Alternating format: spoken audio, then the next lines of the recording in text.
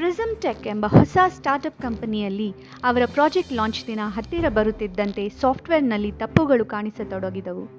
ಎಲ್ಲರೂ ಟೆನ್ಷನ್ನಲ್ಲಿ ಇದ್ದರು. ಶ್ರೀನಿವಾಸ್ ಮತ್ತು ನೀನಾಳ ನಡುವೆ ಪ್ರಾಜೆಕ್ಟ್ನ ಕೋಡ್ಗಳ ಮೇಲೆ ಜಗಳ ಶುರುವಾಯಿತು. ಇಬ್ಬರೂ ಒಬ್ಬರನ್ನೊಬ್ಬರು ದೂರಿಕೊಳ್ಳುತ್ತಿದ್ದರು. ಸಂದೇಶ್ ಈ ಟೀಮ್ನ ಮ್ಯಾನೇಜರ್ ಆಗಿದ್ದನು. ಈಗ ನಾವು ಒಂದಾಗಿ ಕೆಲಸ ಮಾಡಿದರೆ ಮಾತ್ರ ಪ್ರಾಜೆಕ್ಟ್ ಮುಂದುವರಿಯುವುದು.